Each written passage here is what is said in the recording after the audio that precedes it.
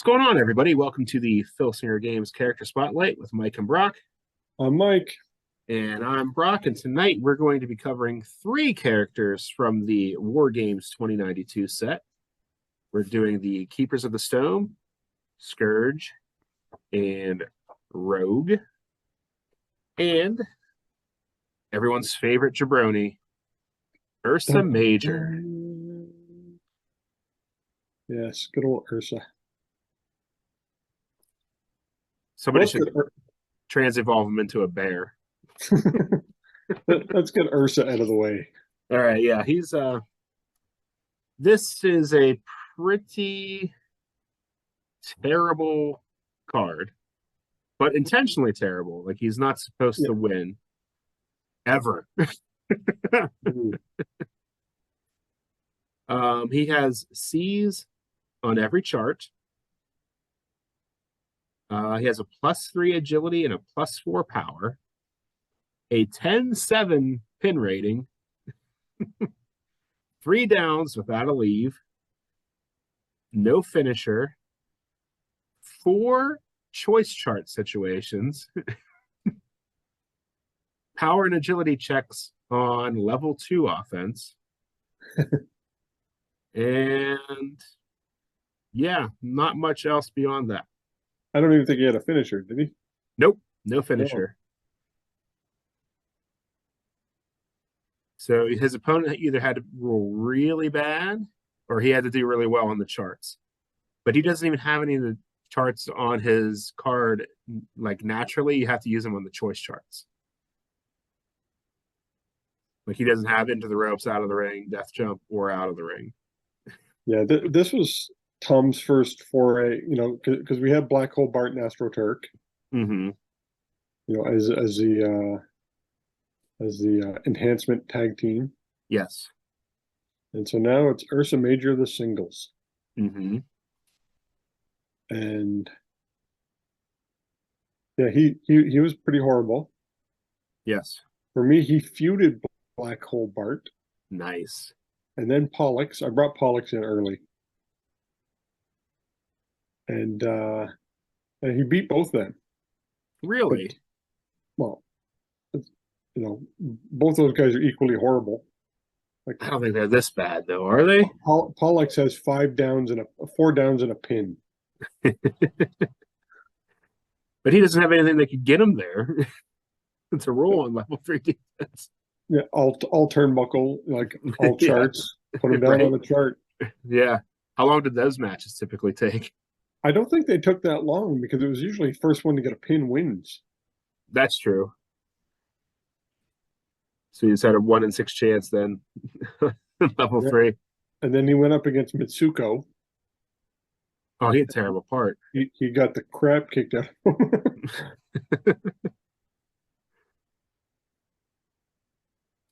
Yeah. I had him coming in at like 6'1". I had him tall and thin, 200 pounds. Oh, I don't have that database open. Hold on 1 second here. I had him built like a tinier version of Sam Houston. Just tall and lanky. Nice. Let me see. Or one of the Mulkey brothers. He could have been, right. No actual physical, definition on the body. And could butt for days. I mean, he looks like he's an athlete, though, in his card art. He looks a little athletic, right? Yeah. He's got some guns. Now they fixed him up a little bit on the color version, on the reimagining. Yeah, they did. Let me see what he's listed at here. They got rid of the broken nose. I thought that was part of his charm, though. Yeah. His official height and weight is 5'10", 237 pounds. Yeah. So, pretty decently sized guy. Yeah. Unfortunately, he came at a time when I was just powering through, so I didn't do much with him other than just use him as a complete punching bag. Well, that's all you And could do at this point in time. right, cannon fodder. Like even now, if I look up his record, because he's been upgraded, it's still not going to be good. No, no. I remember somebody put him in when I was doing that. He's 18-60 currently. Somebody put through his name in the hat. Of course, people voted for him when I was doing those showcase matches on my stream. And I put his best card in, and he lost in like 2 moves. Even his best card. I forget who he met. It was somebody ridiculous, like Max Shield or somebody like that.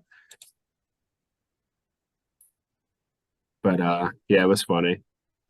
Somebody put him on the list as a joke, and then he ended up winning the poll, and then just got annihilated. Yeah, he's one of these guys. You know he's going to get upgraded. So Yeah, he I think the rest, because I base my guys on wrestlers. I think I based him on Buff Bagwell, oh yeah, a guy who, the fans could get behind, lost all the time, but you slowly see him get better over the years. so this would be like stripper Marcus Alexander Bagwell, not Buff yet. Yeah, that's Marcus Alexander Bagwell. He's getting in the good matches, Mm-hmm. but he's just not doing it. I wouldn't even call him a lovable loser. Personally, I think he's just a loser. Oh, he's very old. He's not even Marcus Alexander Bagwell at this point. No. He's just some guy they pulled in out of the crowd. Hey, do you have some wrestling gear? Yeah, I'll give it a shot.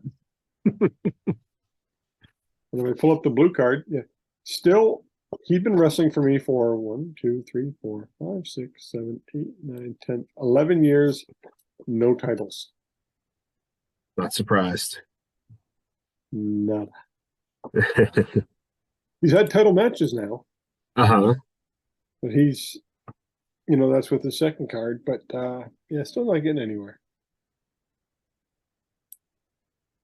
It's gonna be a miracle when he finally capture some gold. It's gonna happen at some point. Oh yeah. I mean, the dice will just work out in his favor, and everything will land the way it's supposed to, and everything will work out. That's what's great about this game, is there's a chance anybody can win at any time. Yep. I don't know how that happens, but right. It's usually whenever you have a big storyline set up or something like that, and you just you throw this guy as a gimme just to like have somebody set some record for title defenses or something like that, and then he just wins and ruins your whole storyline. At least that's how things always work out for me. and I don't think we can power creep him. It would be impossible to just change one thing to, I guess, just give him a finisher. That's what I was gonna say. Give him a 0 finish and or an add 1 move. Yeah. Yeah, he needs a lot of work. But he does get better over time. He sticks with it. He doesn't give up after getting pounded for several years. Yeah. He sticks with it. But I never like he's got to be the only guy that has 4 choice charts on his card, right? Has that ever been done another time? Or he has 6, I'm sorry. 6 choice situations. Really? He has A, B, C, F, G, H. Yeah, I'm pretty sure that's never been done before. I mean, I get it. I mean, he has a chance to fail 6 times on those moves instead of twice, like the standard card has. Then he has power and agility checks on 3 and 4 on level 2 offense. You usually only see that on a roll of 1. Yeah. But yeah, I mean, they creep down his card for sure. Honestly, that his defense on level 1 and 2 isn't bad. He doesn't have a down on level 2. Oh, that's a bonus. Mm-hmm. That's pretty standard now. Everybody seems to have it down on level 2 just to maybe just speed the game up a little bit. Yeah. But yeah, Ursa Major. Can't do much with him at this point. Mm-mm. Be fun to do a side by side when he gets updated, just to see how big of a jump from card to card he's had. Yep. Because this card is terrible. Oh yeah. And it's not some of Chuck Carter's best art. Yeah, it's pretty. Like it's very generic. Yeah, it's like he just at this point in time, Chuck knew he was just phoning it in. I don't know. Some of the other stuff in this set's pretty good. Yeah, you have Chaos and some others.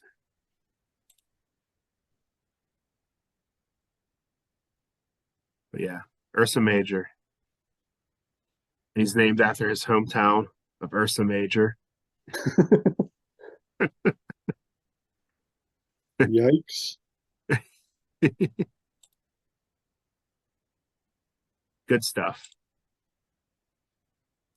Let's move along to the keepers, I guess. All righty. Which one do you want to start with? I guess they kind of are a package deal. Yeah, they're more of a package deal. Now, yeah, they are. At one point, I was because I was doing a bit of reading up on them. I guess they, at the end of their careers, they feuded, became singles guys. Rogue continued on Dimension X, and Scourge came back with a singles card. Oh, nice. He had one of the green cards, the birthday bash cards. Oh yeah. I remember that. I remember that now. Son of Bash. It's the set he was in. Yeah, he didn't have his bird. They broke in. They captured one tag team, captured the Intergalaxian tag. They're a solid tag team too. They are. I kind of use them just as gatekeepers to Chaos. Like Chaos was like the final boss, not to be confused with Matthew Butcher's final boss, but like you have to get through these two to get to him, kind of thing. I think they were the first tag team where both guys had a tag finisher. I think you're right, and it's +3 too, which is pretty awesome. So it didn't matter if you beat one up, the other guy could still get in the tag finish. Yeah. And Did they have a 0 finish in a tag or just a tag? Just a tag, a +3 tag. That's what I thought.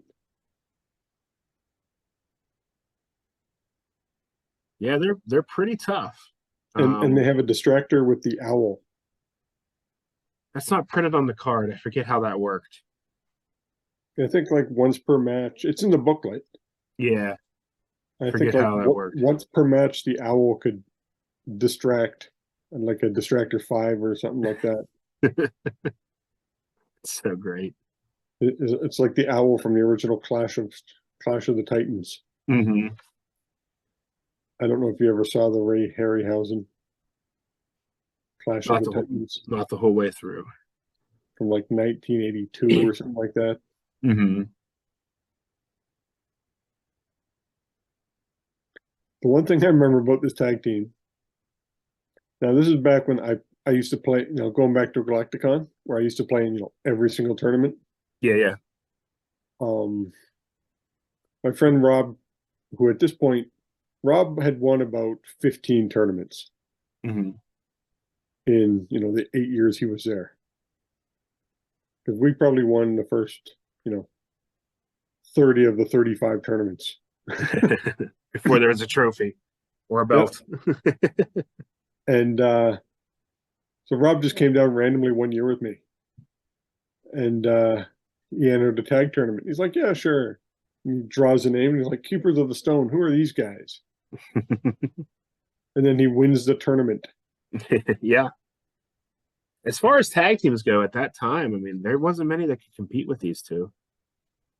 And it was funny because in the tournament finals, Tom got to pick a tag team. So it was any tag, he was first pick overall, and he got to pick any tag team. Did he pick Gladiators?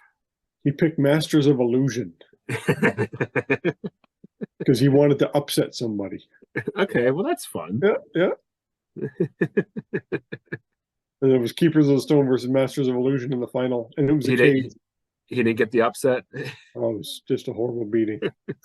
Well, yeah, because they have the double out of the ring. Yeah, these guys in the cage would be brutal. Yeah, it's just another one of those tag teams where, because there were so many guys, so many good tag teams, that they just couldn't get the ball rolling. Mm-hmm. These are guys I'd like if I restarted a Fed, like I think that would kind of focus on these guys a lot because I like them. Yeah, they feuded Punisher and Justice for the first 3 years, so I think that's maybe what they did in the game. I can't remember. Uh,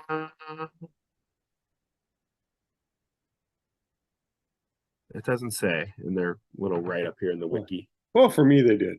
Mm-hmm. Yeah, makes sense. It's a good feud.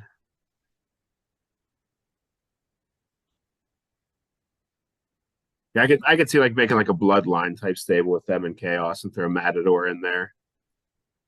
Yeah, I did. Yeah, it'd be kind of fun. It ended up being, Chaos, Janus, Matador, and the Keepers. That's a good group. And then, at one point they got kicked out because they just couldn't win. You guys are gone. Out the door.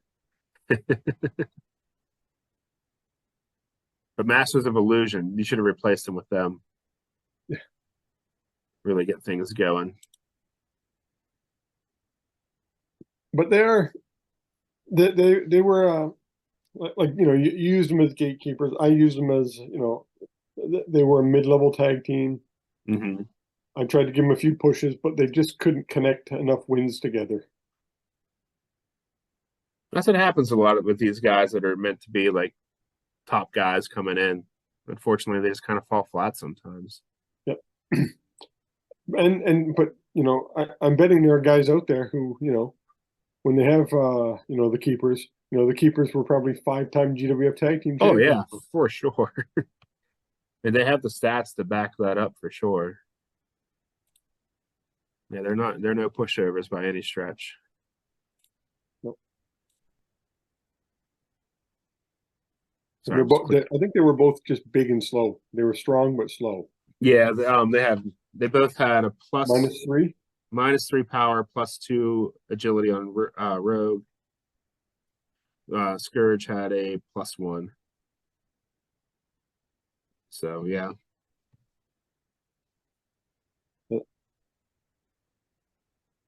How would you power creep these guys?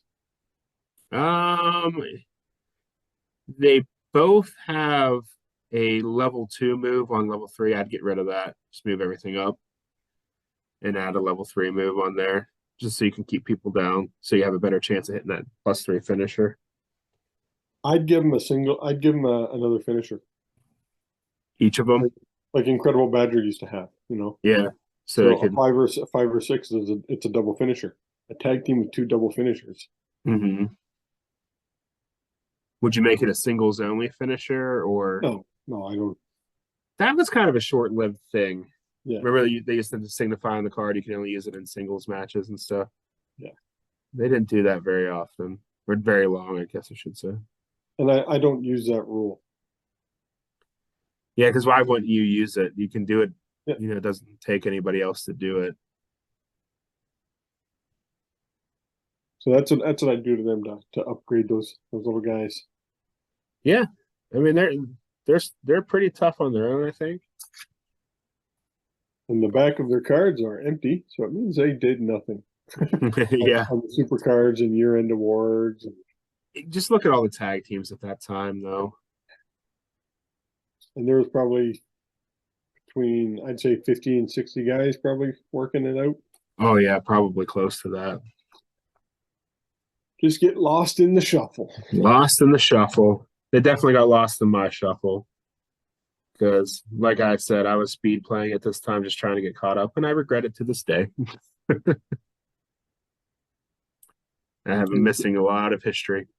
You can always restart. You got them all on the computer. It's true. It's true. Maybe. I don't know. I'd rather roll them. I'm a physical tabletop kind of guy. Yeah, but you can get your history going. True. True. But then I'd have to buy everything again. Oh, you don't have them on the, you don't have the game? Not online, no. Oh, okay, then don't worry about it. I thought you had it online too. No. Nope. The only online cards I have are the ones that you get for cons and stuff. In Promoter Prime, back when they used to do the physical and. Oh, okay. Yep. And for our topic,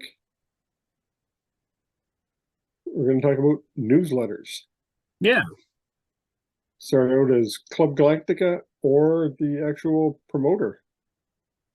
I completely missed Club Galactica, so if you want to talk about that. Yeah, I was around for Club Galactica at its inception. There was a brief newsletter before it. I'm trying to remember. And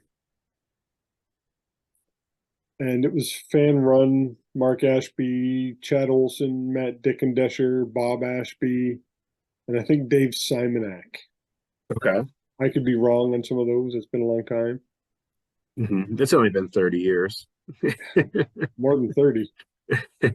And if you listen to Uncharted Territories, every so often they bring Mark and Matt on. They go through all the different things.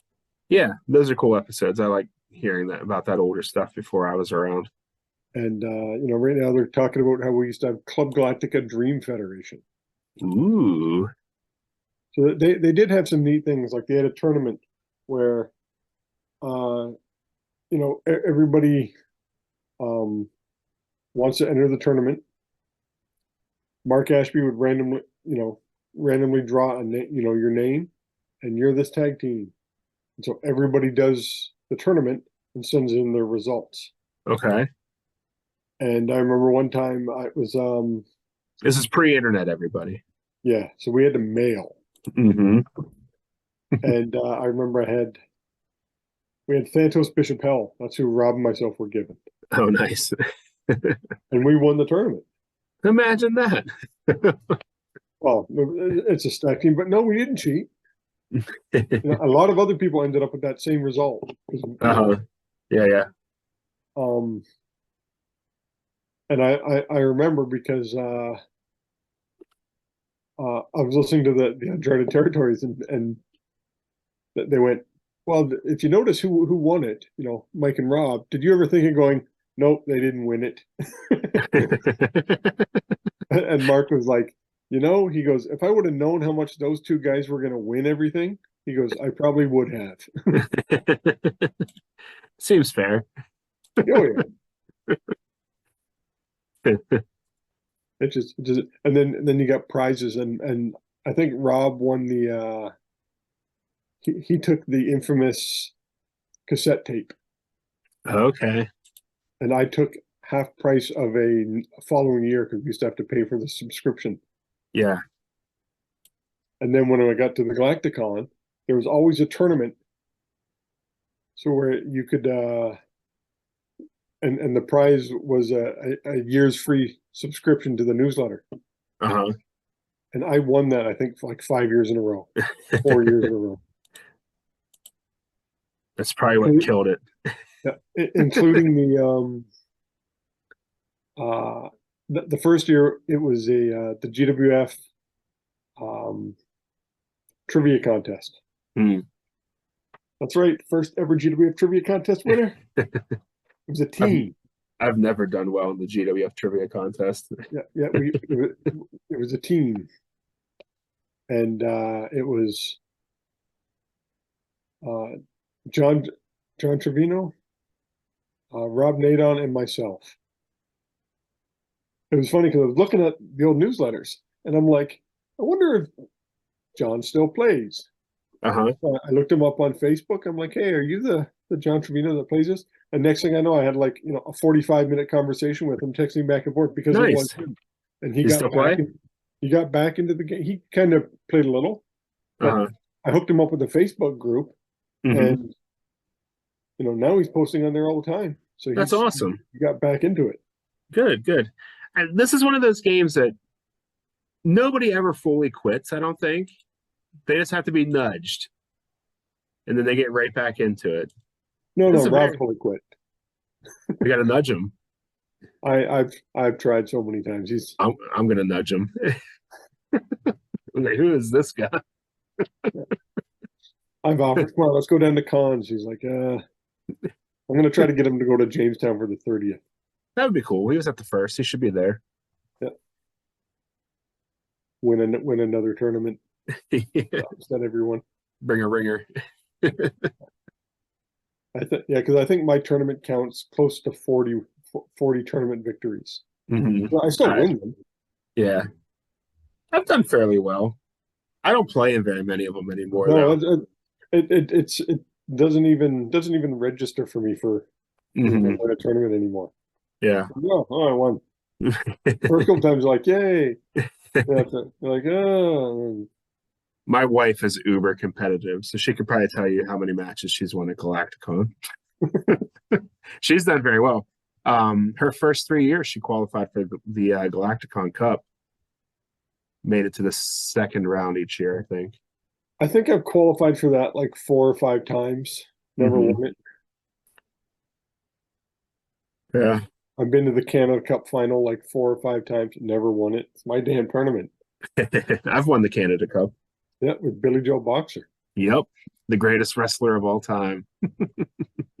But and they, and with that newsletter, they used to have some fun things on it. Like they used to have everybody who's a member, they would have your address on the back.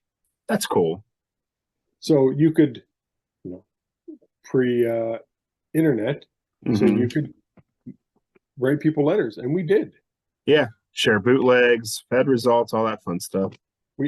And then if you were smart enough, and I did this a couple times, and Tim Dalton did this too. He just called 411. Yeah. And go, hey, I'm looking for a Mike Keddy in Cambridge at this address. Can I have the number? And he called me out of the blue that way, using that. Yeah. Can't do that anymore. And I remember going up to looking through, all the new members, and I saw a guy, Paul Barnes. I'm like, Cambridge, Ontario? He's in my town. What are the chances? I literally looked him up. There's like 17 people who live here.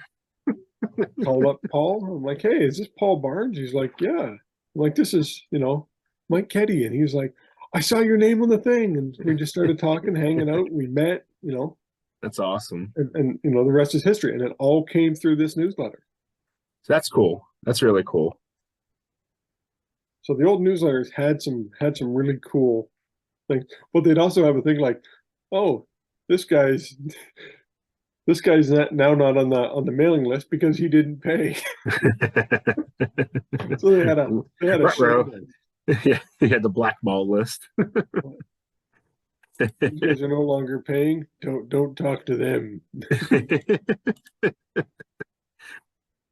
That always made me laugh. And then we got the new one because that one ran into a few issues. Named a fellow named Myron Coleman, and I won't get into the issues with that. That's what killed that newsletter. Yeah. And then the next one started up, and Tom kind of took it over. The promoter. Yeah, because you're letting a bunch of 15 to 18-year-old kids run your right. newsletter. They did a good job, though. They did, and considering the fact that everything had to be mailed and printed on a micro dot printer, and yeah, Bob and Mark did a great job because they're the ones that dealt with most of it. They did it. So, I honestly, I feel like I can say this with confidence. If it weren't for those two, this community would not have been built at all. Oh no, I think they're responsible for all of it. Oh, the game would have probably folded. Yeah. So without a community, I mean, there's really, especially then in the late 80s, early 90s, before internet and stuff like that. I've always said Mark Ashby's the most important person in the game, more important than Tom. Because without Mark bringing everybody together, the game probably folds. Yeah, a good chance of that. For sure. Galacticon wouldn't have happened if not for Mark. No, because Tom would have just been, he probably made it in 5 to 8 sets and then just kind of gave up because, you're not having any interaction with people. You're just pulling out sets. Yeah. And then now the community is still thriving and growing to this day. Yep. And the promoter, I think I had every issue of the promoter. I think I have all of them too, because they sold back issues. Now, what I did is, I wanted to get rid of stuff. So one Galacticon, I took all my old GWF promoters. I kept about 5. Rob gave me all his, and I brought him to a Galacticon. Threw him on the piano. Help yourself. Help yourself. And I think Pete Beck probably took about 8 of them, filling in the holes in his collection. Oh, I need this one, this one. There you go, Pete. There's some good information in there. A lot of fan submitted matches and stuff like that. And... there was a guy, I'm trying to remember his name in the first one. He was such a great writer. The stories he did. If someone wants to fill it in, in the comments, I can't remember his name right now, but he was Earl Goodman. Okay. His history of the GWF was just outstanding. Like you're reading it and you're just blown away. That's a name I've never heard before. I'll have to look that up. Yeah, he was an absolute phenomenal writer. Cool. Earl Goodman, yeah. And then the other GWF, it was a neat little thing, but you can tell it was definitely became more from fan driven to company driven. Yeah, I could see that. It was more about what was coming. Yeah, it was only like 8 pages. Teasers, things like that. The promoter, I think, was like 16 to 20. You got your $10 a year worth. Oh yeah, whatever it was. Yeah, you definitely got your money's worth out of that one. The promoter, it was neat. I remember Tom got a hold of me one time and he's like, "Hey, can Randy do a cover?" Like, what do you want? He goes, "I want 3 of the women." And so he did Thrash, Amazonia, and Supernova, which you've probably seen the cover. I think they actually reprinted that cover. It became a fairly famous picture.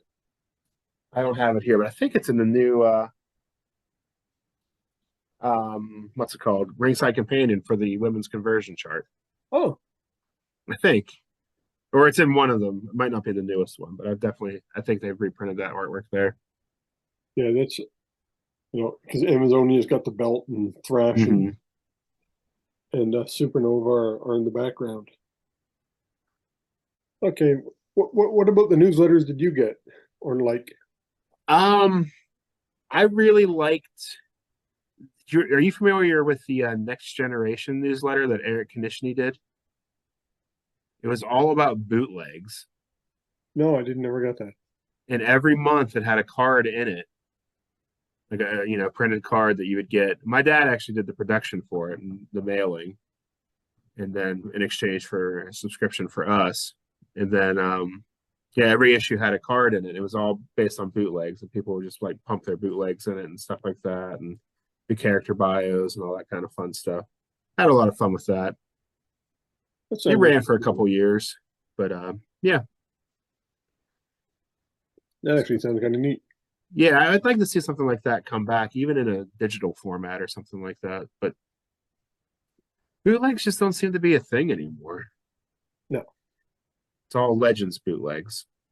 Yep. Damn Legends players taking over everything. It was funny. I forget, I don't even remember who it was, but he said, "Hey, post a link to anybody who has bootlegs for sale." And then like somebody tagged me in it, so I dropped my link to my website. And then Kevin Weibel put his in there. He's like, "Oh, I don't want these. These are Champions of the Galaxy bootlegs." I'm like, well, you didn't say that in your original post. Sorry. Probably Barry Walsh. No, it wasn't Barry. Barry plays both. Oh, does he? I'm pretty sure. The one guy who I actually pay attention to his GWF stuff. Let me see if I can quickly find it. is Jeff Stafford. Okay. Yeah, yeah. He posts a lot of stuff. But he runs a Fed. It's awesome. It's out of Alaska, and it's all like jobber guys. Like SD Jones was the champion, just lost to the Impaler. That's great. Iron Mike Sharp is there, and he's making a big push for the title. But he does things like he'll post a commercial. Oh yeah. Like he talks about the commercial for some home feed center out of Barrow, Alaska. I'll just start paying attention. That's funny. And so I watched that. I look for that one. So that one I go out of my way to look for. Uh-huh. A lot of them is like they have different things. Like David Little has his, but Jeff Stafford's that one I find, because it's when you're reading about Jake, the Milkman Miller and his feud with Iron Mike Sharp, like, oh, that got my attention. Yeah, that's great. And he's pumping up. They got a tag team coming in, the Malkies. Awesome. That's great that he's focusing on the lower, like the enhancement talent guys. That's fun. Yeah. Just made me laugh. But yeah, they're the only new. I know there was another newsletter. I can't remember the name of it. Something CB4. I'm not sure. And he sent me a newsletter because he interviewed me in it for the game when my Mike Fortune card first got released. Going back a long time. Yeah. And yeah, he made his own newsletter. That's cool. I know recently, within the past 2 or 3 years, Grant had done a newsletter about his Fed. Was it online or? No, it actually came in the mail, and he actually made it look like it was done on a typewriter, which is pretty cool. Make it look old school. I got a kick out of that. But it's just about his GWF Fed. Or he owns a typewriter. Maybe. Could be. There's like that courier font and stuff that looks like a typewriter. That's pretty cool. Yeah, I liked getting. I just liked getting it in the mail. There's something about getting stuff in the mail. It excites me. I'm like, I'll keep it if I get it in the mail. Email, I'll read it and probably never look at it again. Yep. But you send me something in the mail, I'll hold on to it forever and ever. I have like boxes of bootlegs that are just like full sheets of paper that I've gotten. Like, I can't get rid of this. If I have a tangible copy, that baby is mine forever. Unless I gotta trim down. Like my bootleg box is now a shoe box. I've just given stuff away because hey. Yeah, I found I was able to find your Furious George. I found a copy of that. I don't know where I put that. I don't want to lose it. I found it, but instantly lost it. Yeah. Because in my house, I have to instantly put things up after I scanned it so you'd have a copy. And then actually I think it's still in the scanner. Yeah, I got that copy.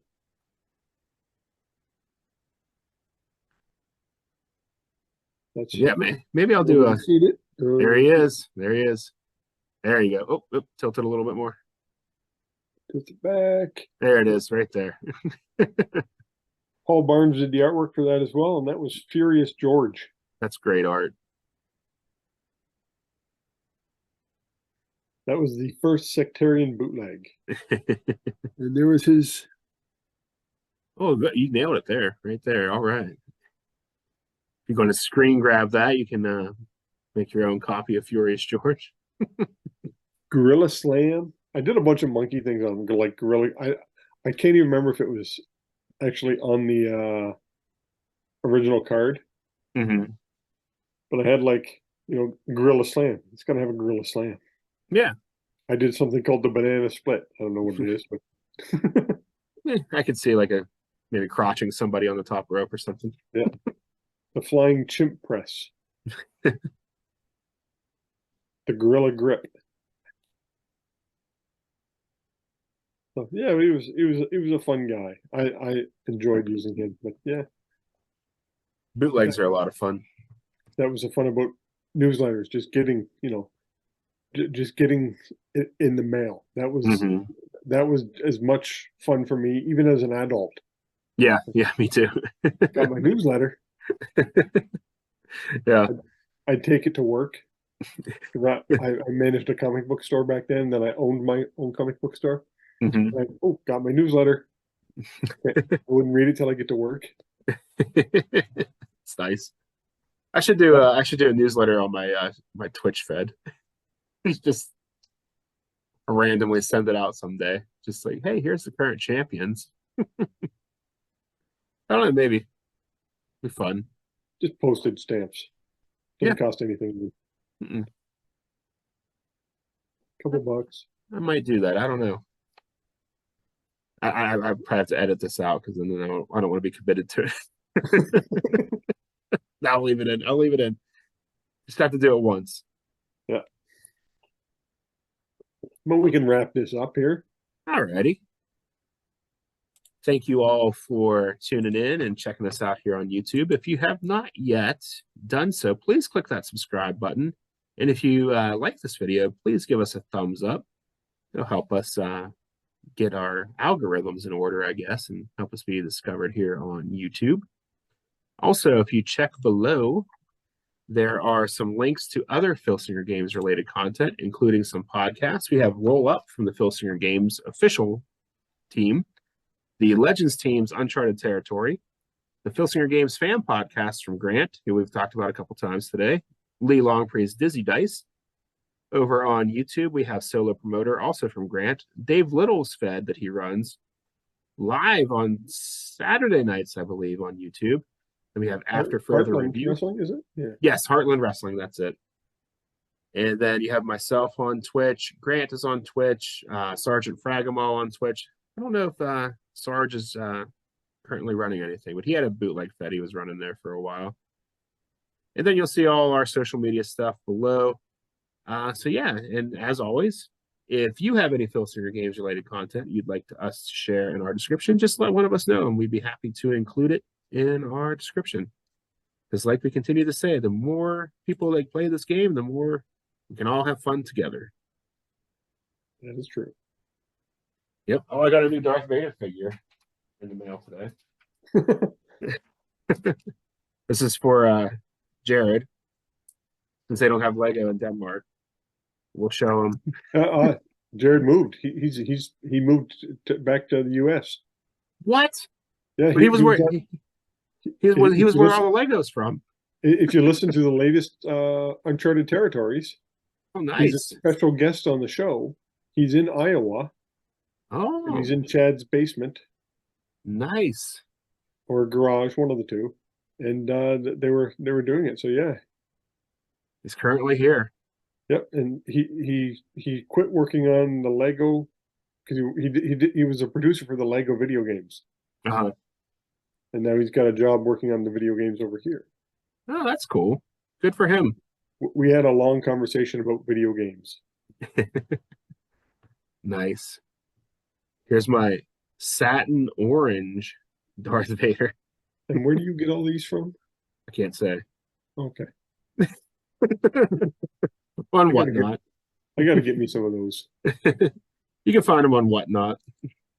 Okay. I'll send you some links. I have way too many of these. I was like, did you get another one of those? I might have to cool off. I might be in trouble. But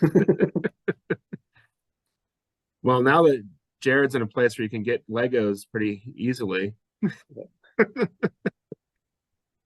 we don't have to show them off anymore, and I won't get in trouble. That's all I got. Yep. All right, everybody. Thanks again. We'll see you next time. Good night, Cincinnati. Cincinnati? Yeah. I'll say Columbus. Okay. Cleveland. Why do all those Ohio cities start with a C? I have no idea. Well, the big Pittsburgh ones begin with a P. Well, now I'm rambling. Now I'm officially rambling. Later.